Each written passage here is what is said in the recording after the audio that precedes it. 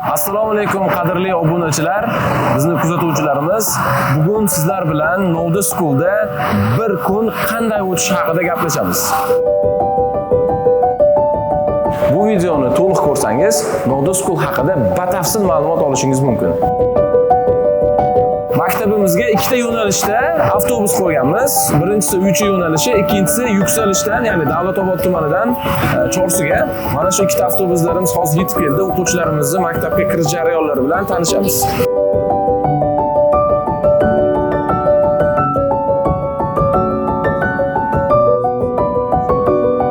O'quvchilarimiz kelishi davom etyapti. Birozdan so'ng darslarimiz boshlanadi va sizlar bilan jarayonlarni birgalikda ko'ramiz. O'quvchilarimiz deyarli kelib bo'ldi. Endi bemalol eshiklarimizni ham yopsak bo'ladi. Nimaga eshiklarimizni yopamiz deyapman? Bir paytning o'zida bir necha o'quvchi kelganligi uchun Face ID dan hammani tengdaniga o'tish imkoni bo'lmaydi. Shuning uchun Face ID larni vaqtinchalik o'chirib turamiz. Mana undan keyin o'quvchilarimiz kelgandan keyin bularni ishga tushiramiz-da, bu yerdan hech kim u yoqqa o'tmaydi. Va keyingi jarayonlarni sizlarga tushuntiradigan bo'lsam, bu yigit bizga kelin Nurali. Bularning ismi Nurali. Bu maktabni xavfsizlik xizmatiga javob beradigan mas'ul shaxs hisoblanadi. U har doim mana shu joyda turadi va maktabga kirib kelgan, ya'ni maktabga kimdir kelib ma'lumot olish xohlashi mumkin, ota-onalar kelishi mumkin, to'lov masalalari va hokazo. Shuning uchun mana shu joyda kutib olinadi va ularning yuzlari, rasmlari Face ID ga kiritilmaganligi bois ular shu yerda kutishadi. Va Nurali chiqib, ularni maktabga olib kirib keyingi jarayonlar bilan tanishtiradi. Keyingi jarayon nima deydigan bo'lsangiz, bu qabulxona. Aytgancha, ungacha yana bitta narsa haqida aytib o'tishim kerak. Dars paytida mabodo qaysidir o'quvchiga ruxsat berishga to'g'ri kelib qolishi mumkin yoki tashqariga chiqib kelish zarurati tug'ilishi mumkin. Ana shunaqa paytlarda Nurali ratsiyadan foydalanadi. Ya'ni buni har bir sinf rahbarlari, ya'ni tutorlari Nuraliga aloqaga chiqib, palonchi sinfda mana shu o'quvchiga biz ruxsat berdik, tashqariga chiqishiga ruxsat bering deydi. Ana shundan keyin Nurali tashqariga chiqishiga ruxsat beradi. Agar o'quvchilar to'g'ridan to'g'ri kelsa, ruxsat yo'q, aloqaga chiqib, o'qituvchilardan so'raladi, keyin ruxsat beriladi. Tashqaridan kelgan odamlarga qaytadigan bo'lsak, ularni biz qabulxonaga yo'naltiramiz. Ya'ni xavfsizlik xizmatiga mas'ul shaxsimiz Nurali qabulxonaga yo'naltiradi. Qabulxonada esa bizni administratorimiz Shahnoza kutib oladi. Shahnoza kutib oladi va kelayotgan yangi o'quvchilarimizga yoki ota-onalarga maktab haqida batafsil ma'lumot beriladi yoki mavjud o'qiyotgan o'quvchilarning ota-onalarini ma'lum bir so'rovlarga javob beriladi. To'lov masalalari bo'lishi mumkin va hokazo.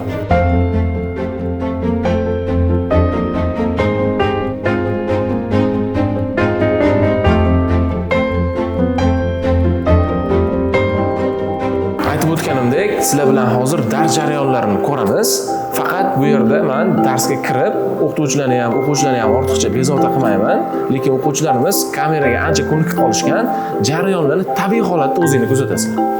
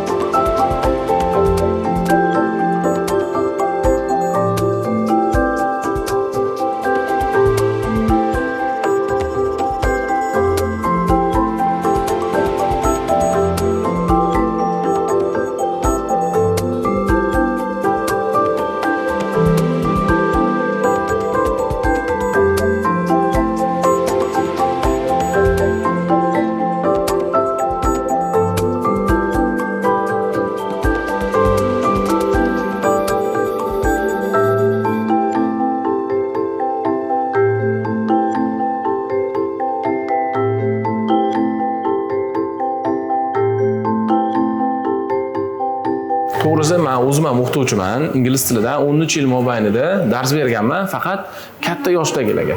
Bu boshlang'ich sinflar, bilasizlar, ularni diqqatini jalb qilish juda ham qiyin jarayon hisoblanadi, lekin bizga juda ham zo'r ustozlar nasib qilgan. Ko'rib turganingizda energiyaga boy, o'z kasbini ustasi, ham bolajonlarni yaxshi ko'radigan. E'tibor bersanglar, bolajonlarimiz aktiv holatda. Biz tabiiy jarayonlarni ko'rsatishga harakat qilyapmiz sizlarga.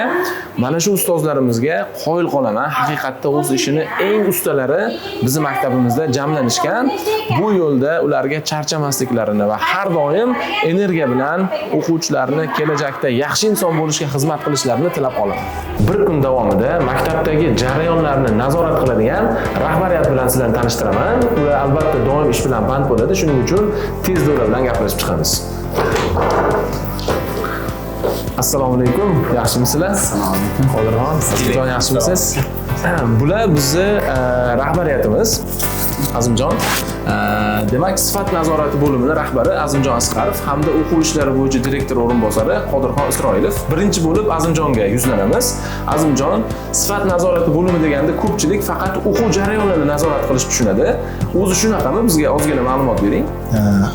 Haqiqatdan ham ko'pchilik sifat nazorati deganda faqat dars kuzatuvi yoki darsdagi tahlillarni tushunishadi. Yo'q, unaqa emas. Bizda Novda maktabida sifat nazorati bo'limi maktab faoliyatiga ta'sir ko'rsatadigan boshqa sohalarni ham nazoratini, sifatini tekshiradi. Misol uchun, qabul bo'lishi mumkin, tozalik bo'lishi mumkin, oshxona va o'quvchilarning xavfsizlik masalalari bo'lishi mumkin. Shunaqa sohalarni ham sifatini nazorat qilamiz. Menda bitta qiziq savol paydo bo'ldi. Sifatini nazorat qildingiz, lekin uni kamchiliklari va yutuqlari haqida qanaqa qilib gaplashasiz xodimlar bilan, qanaqa yetkazasiz ularga? Bunga ham alohida yechim berilgan. Masalan, o'sha xodimda qanaqadir kamchilik kuzatilsa, ish faoliyati davomida biz albatta chaqirib gaplashib, unga yutuq va kamchiliklarni tushuntirib, imkon qadar o'sish nuqtalarini va o'sha kamchiliklariga yechim berishga harakat qilamiz. Asosiy faoliyatimizning mazmuni ham shu. Rahmat. Keyingi savolimiz bizni o'quv ishlari bo'yicha direktor o'rinbosari Qodirxonga. Bilaman, sizlarning ishinglar ko'p, vaqtingizni ko'p olishni xohlamayman. Qodirxon, o'quv jarayonlariga oid eng muhim yangiliklar haqida aytib bersangiz yaxshi bo'lardi. O'zi yangiliklarimiz juda ham ko'p, lekin eng so'nggisini aytadigan bo'lsak, Xudo xolasa bizda 1-sinflar uchun qabul jarayonlari boshlandi. Ota-onalardan so'rab qolardik, joylarimiz cheklangani uchun tezroq harakat qilib, ro'yxatdan o'tib joylarni band qilib qo'ysa, maqsadga muvofiq bo'lardi. Endi asosan hozir tizim ustida ishlayapmiz. Xudo xolasa bu tizimimiz ham yangi o'quv yilidan juda ham bir mukammal tarzda amaliyotda tatbiq etiladi. Rahmat katta. Sog' bo'ling. Ishlarga rivoj. Bu ko'rib turgan joyingiz o'qituvchilar xonasi hisoblanadi. Bu yerda hozir o'qituvchilar yo'qligini sababi hamma darsda va yana bir shaxsni sizlarga tanishtirib o'taman. Bu inson ma'naviy ma'rifiy ishlar bo'yicha direktor o'rinbosari Orifjon Jo'raboyev bo'ladilar. Bularning vazifalari muntazam ravishda o'quvchilarni xatti-harakati, tarbiyasi va ma'naviy ishlar bo'yicha shug'ullanadilar. Bunda Orifjon ustozga yordam beradigan eng muhim narsa bu kameralar hisoblanadi. O'qituvchilar xonasiga, har bitta xonaga, har bir koridorga qo'yilgan kameralarni monitorda o'rnatganmiz. Ustoz bu yerdan turib, xohlasalar bevosita jarayonlarga aralashgan holatda hammani bir vaqtning o'zida kuzatish imkoniga ega bo'ladi. Ko'rib turgan birinchi qavatingiz boshlang'ich sinflarimiz uchun mo'ljallangan, ya'ni bu yerga katta sinf o'quvchilarimiz umuman aralashmaydi. Shuningdek, mana bu yerda biz maxsus suvlarni qo'yganmiz. O'quvchilarimizga do'konlarga chiqishga ehtiyoj yo'q. Har doim bu yerda issiq, sovuq suvlar mavjud. O'quvchilarimiz xohlagan paytda ichib turishlari mumkin. Bilasiz, ko'p o'tirgan odam qon aylanishi sekinlashadi, unga ko'proq suyuqlik kerak bo'ladi. Bu jihatni hisobga olganmiz. Biz endi sizlar bilan yuqori sinflarga, yuqori qavatga ko'tarilamiz. Bu qavatimizning eng muhim joylaridan biri bu shkaflar, ya'ni telefonlar uchun shkaf. Har bir sinflarga alohida shkaflarni joriy qilganmiz. Darsga kelgan o'quvchilar telefonlarini bu yerga joylashtirib, keyin darsga kirib ketishadi. Bu jarayonlarni sizlarga ko'rsata olmadik, sababi biz o'quvchilarni kutib olish bilan band edik.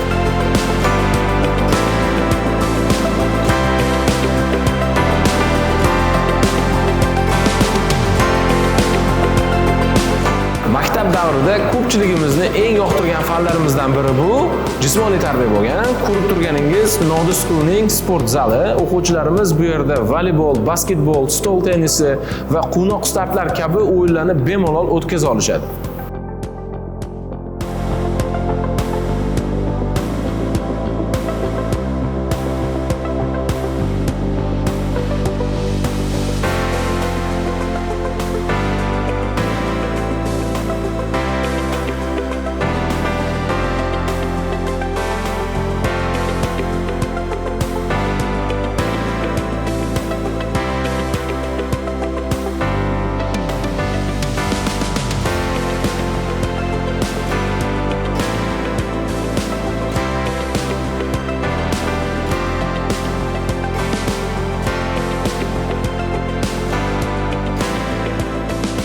Maktabimizda kun davomida o'quvchilarni nazorat qilishda yana bir muhim shaxslar bor. Biz ularni tutorlar deb ataymiz. Abrorbek, Alharbek kabi ustozlarimiz bor. Bularni sizlarga sodda qilib tushuntiradigan bo'lsam, sinf rahbar desa bo'ladi. Ingliz tilida tutor. Abrorbek sinf rahbar tushunchasini ko'pchilik tushunadi.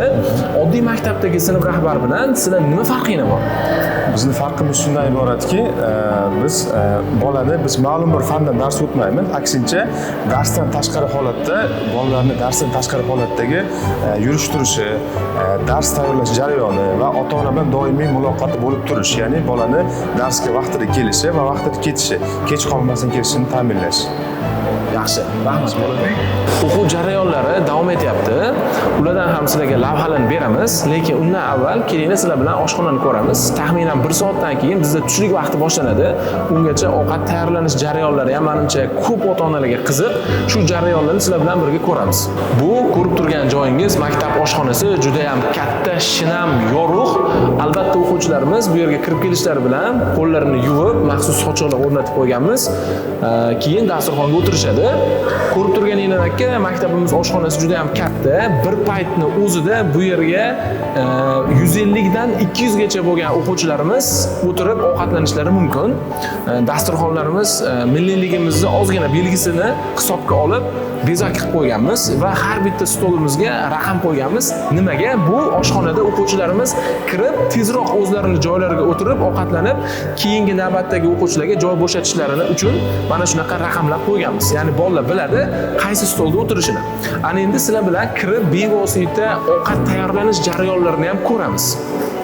Mana hozir obedga yaqin vaqt bo'lib qolganligi uchun nonlarimiz tayyorlab stollarga qo'yib chiqilyapti, piyolalar va hokazo. Bu aynan ovqat tayyorlanadigan xona. Sizlar bilan hozir ovqat tayyorlanish jarayonlarini ko'ramiz. Oshpozlarimiz bilan suhbatlashamiz. Assalomu alaykum. Hormaylar, yaxshimisizlar? Salomatmisizlar?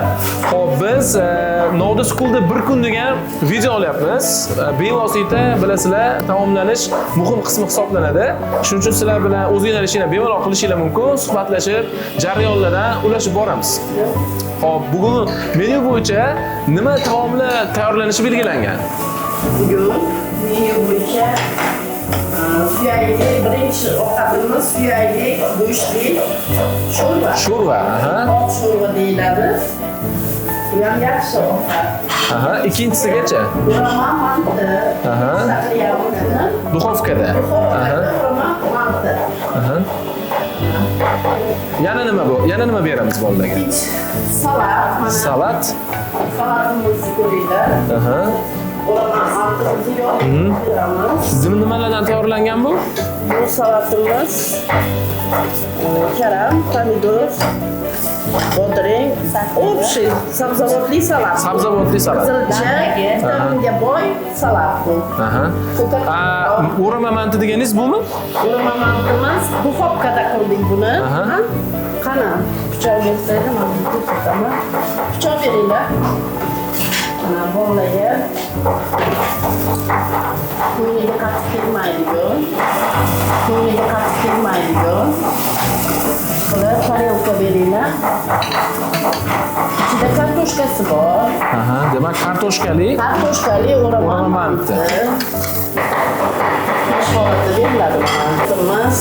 Buni ichida ilik, hozir bahor mavsumligi uchun Aha. bolalarimizga kuch-quvvat bo'lish uchun Biz ilik sho'rva qilganmiz. Ha, ilik sho'rva. Ha, bu o'ralgan narsa nima bu? Bu tozzaligina qilgan. Marlimi bu? Ha, toza.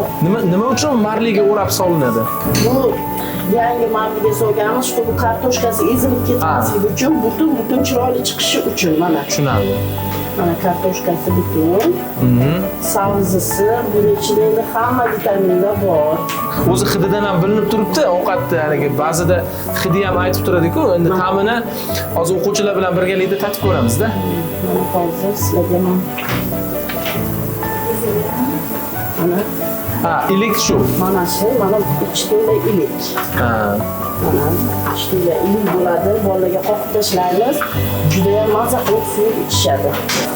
Bundan kesib har bitta nimaga berasizmi? Har bitta o'quvchining kosasiga solinadimi? Bitta kosaga ko'rsatib bera olasizmi? Ko'rsatib beraman. Mana iligini qoqib tashlaymiz. Aha. Bunaqa ilikdan bizda ko'p. Buni maydalaymiz. Shulardan solib berasizlar. Bulardan suv beramiz mana. Shu bu bolalarimiz ertaga yana ham yaxshi o'qishadi. Bu mana sabzi. Kartoshka, alohida bo'ladi. Ichaman deganiga yana добавление Bor. Qo'shimcha so'rab kelishsa muammo yo'q, ha? muammo yo'q. Mana go'shtimiz.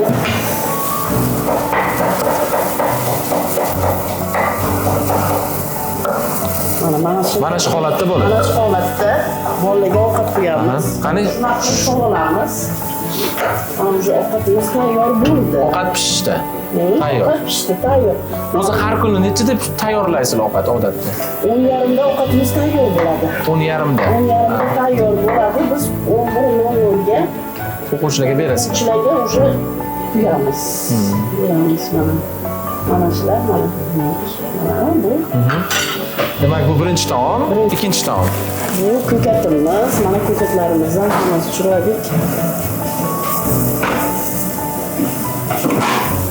Mana shu ko'rinishda bo'ladi. Mana shu ko'rinishda bu birinchi sinfda ovqati. Ha, demak, Biz kichik har bitta ovqat berayotganda birinchi sinf, ikkinchi sinf, uchinchi sinf, to'rtinchi, 5, 6, 7 ga qarab turib ovqat qo'yamiz, lekin miqdorida.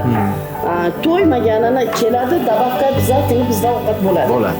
Xo'p, yana bitta savol. Mana bolajonlarda ba'zida ovqatdan zaharlanish holatlari kuzatiladi, yoqmay qolishi mumkin. Shunaqa holatlarni oldini olish uchun nima chora bor bu yerda? Bizda buni oldini olish choralari biz kunligini kunlik qilamiz. Xolodilnikimizda Shu yerda saqlanadi. Mana bu hatto mana karamlarimizni ham xolodilnikda saqlaymiz. Tomat, pomidorlar. Mana bu yerda mana Go'sht mahsulotlari. Go'sht mahsulotlari svejiy keladi mana. Hammasi. Go'shtni qancha muddatga oylik oladi? Haftalik olamiz. Haftalik. Haftalik go'sht olamiz. Haftalik go'shtimizda aynimaydi, chiroyli turadi mana. Bu tovuq go'shtlar. Mana отдельно turadi. Hamma mana qiymamiz, hammasini отдельно qo'yamiz. Bu yerda hech qanaqangiz zaharlanish narsaga yo'l qo'ymaymiz. Deylik, masalan, biror bir bola oshqozoni og'rib qoldi. Tabiiyki, maktab oshxonasi bunga javobgar hisoblanadi. Bu narsani maktab oshxonasidan emasligini isbotlash uchun nima chora qilinadi? Biz banka qo'yamiz. Birinchi, ikkinchi ovqat salat uchun, non uchun, kechqurungi pishiriq uchun hatto choygacha ham qilamiz. Biz o'zimizga zaharlanib ichi og'rib bir nima bo'lib kelsa, bizda doказательство bo'ladi. Demak, biz ovqatimizda xudo xolasa bo'lmaydi. Demak, qilingan ovqatdan olib qo'yiladi. Tekshirish uchun. Tekshirish uchun. Zo'r, rahmat. Ko'rib nima deb proba olinadi. Bunga qarab biz haftasiga har hafta svejiy narsa ishlatamiz. Achigan unaqa narsa umuman qo'yilmaydi. Narsalarimiz hammasi bekili idishda turadi. Idishlarni qanaqa saqlanishini ham ko'rsatib bering. Qayerda saqlaysizlar? Idishlar qanaqa holatda saqlanadi? Mana ustida hatto plyonka qilamiz. Marli qilib qo'yiladi. Yuvilgandan keyin shu yerda saqlanadi. Mana idishlarimiz. idishlarimiz qo'yiladi. Bunda mana shunaqa idishlarni yuvish jarayoni bor-ku. Idishlarni yuvish jarayoni bu joydan ajratilgan-a? ajratiladi. Ichkarida. Ichkarida. Yaxshi. Ichkarida yuviladi. Hozirgi davr talabida idish tovoqlarni xlor puli oldin xloramin bilan ishlatilgan. Hozirgi paytda yuvuvchi eritmada birinchi, ikkinchi, uchta ishlatadigan joyimiz bor. Yuvish tog'oralarimiz bor. Ana shu yerda suv oqib turadi. Birinchisida o'sha yuvuvchi eritmada ishlatamiz. Qolganida chiroyli chayqaladi. Yaxshi. Ma'lumotlar uchun kattakon rahmat. Ishingizga rivoj. Biz davom etamiz. Demak, soatimiz 11 dan o'tdi. Boshlang'ich sinflarimiz uchun tushlik vaqti boshlandi. Ularni tushlik vaqtiga kirishlarini kuzatamiz sizlar bilan birga. Yuraylik.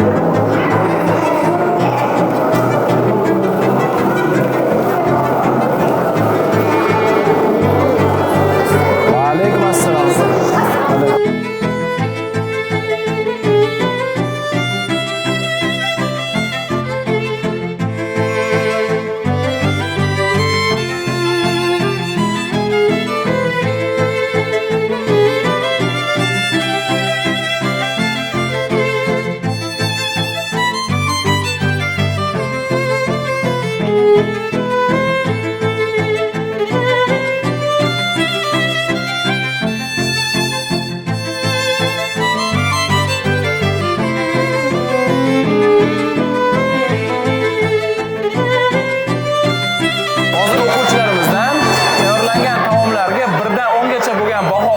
So'raymiz va jarayonni o'zingni kuzatishingiz mumkin. Oshxonada yog'andagi birdan 10 gacha baho berdi-chi? Hammasiga 10 baho beraman. Hammasiga 10. 9 ball. 9 ball. Nimaga sport forma kiyib olgansiz? Bugun hozir jismoniy tarbiya edi, shuning uchun. 10. 10 mi? Ha? 8 yetmasmi? 10. Yaxshi-da ovqatlar. Ovqatmi? Ha, bundan 10. 9 qo'yaman. Chunki ovqat juda shirin chiqqan, menga yoqdi. Shuning uchun ondan qo'yaman. Tushlik paytini ikkiga ajratganmiz. Dastlab boshlang'ich sinflar, undan keyin yuqori sinflarimiz. Mana hozir boshlang'ich sinflarimiz ovqatlanib chiqib ketishdi. Stollarimiz qayta tayyorlandi. Endigi navbat yuqori sinflarga. Shu o'rinda bitta narsani aytib o'tishim kerak. Biz boshlang'ich sinflardan keyingi vaqtda yuqori sinflar uchun ko'ngilli o'quvchilarni, ya'ni qizlarni oshxona ishlariga jalb qilganmiz.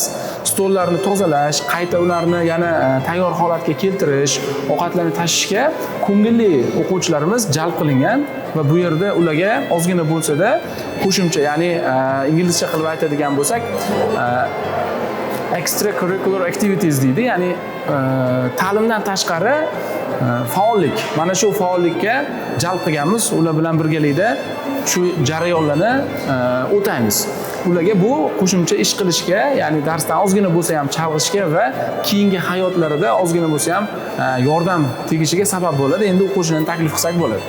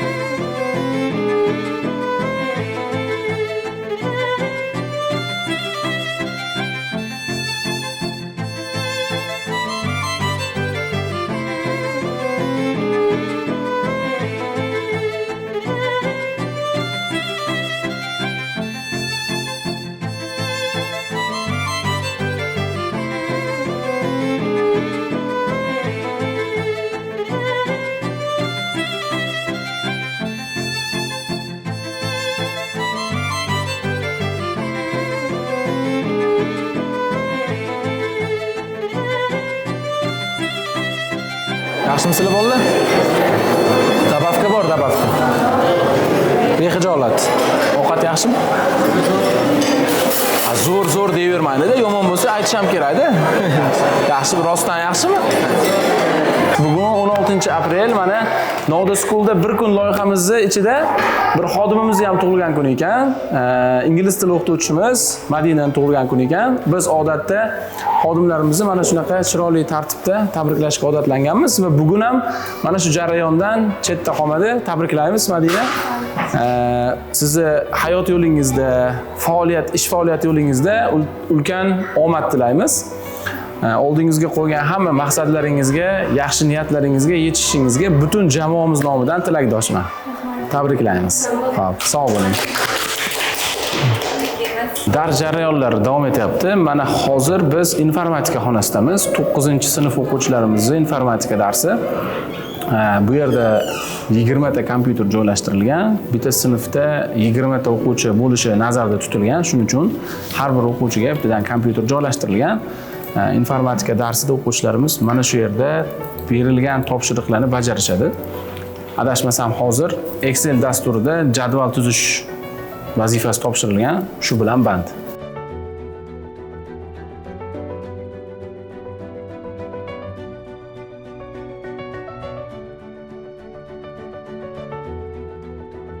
Darslar maktabda odatda eng kechi bilan soat 2-2:30 oralig'ida tugaydi va undan keyingi vaqtda o'quvchilarimiz uyga berilgan vazifalarni dars tayyorlash vaqtida bajarib o'tirishadi.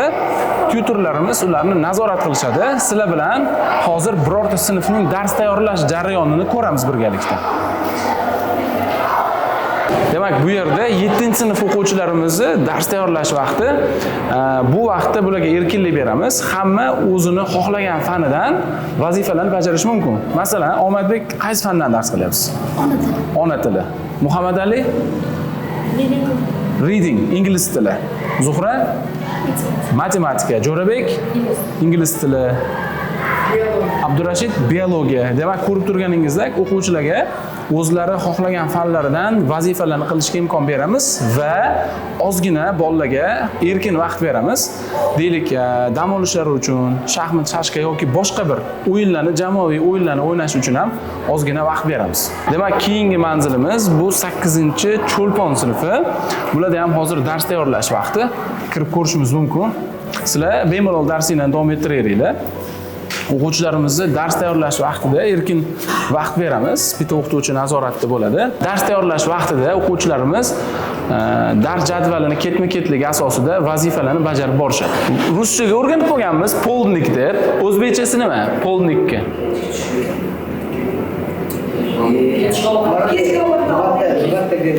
Nima? Bilib olinglar, tolma choy. Ha. Tolmoq nima degani? Charchamoq. Tolma degani charchama degani. Tolma choy deydi. Bilib oldinglarmi? Zo'r. Sinflarimizni noodatiy tarzda nomlaganmiz. Masalan, 7-Qodiriy sinfi yoki Ibn Sino sinfi. Bu qayerdan kelib chiqqan? Kichkina sinflarimizdan yuqoriga qarab qomusiy olimlarimiz, jadidlar va yuqori sinfga borganda universitet nomlari bilan nomlaganmiz. Masalan, Garvard universiteti yoki Oxford universiteti deb nomlaganmiz. Bu ham o'quvchilarni alohida nom bilan atashga va qaysidir ma'noda shu olimlarni izdoshi bo'lishiga sabab bo'ladi. Bizda kechki choy vaqti ham boshlandi. Dastlab boshlang'ich sinflarimiz va undan keyin yuqori sinflarimiz kechki choyga chiqishadi. Bu tushlikdan keyingi dars jarayonlarida orttirilgan charchoqni ozgina yengadi, o'quvchilarimizga biroz energiya beradi. Kechki choyga oshxona nima tayyorlaganini, o'quvchilarning fikrini birgalikda ko'ramiz. Demak, kechki choy vaqtiga o'quvchilarimizga ajoyib shirin bulochkalar hamda choy taqdim etiladi. Bu aytib o'tganimdek, ya'ni to'liq ovqatlanishga kirmaydi, ozgina bolalarni kechki taom yegungacha bo'lgan vaqt oralig'ida energiyada turishiga sabab bo'ladi.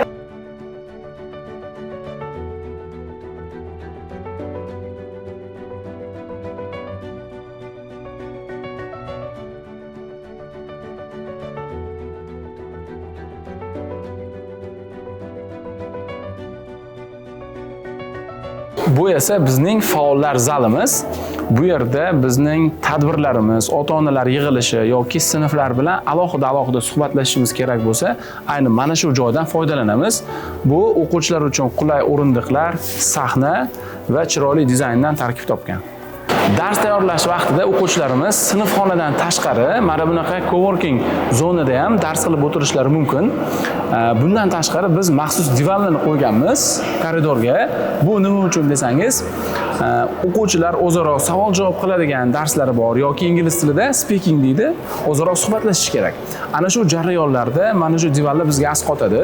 Chunki sinfxonada barcha birdek dars qilayotgan paytda xalaqit beriladi. Shuning uchun mana shu divanlarda sinfdan tashqariga chiqib speaking darslarini yoki savol-javoblarni qilishlari mumkin.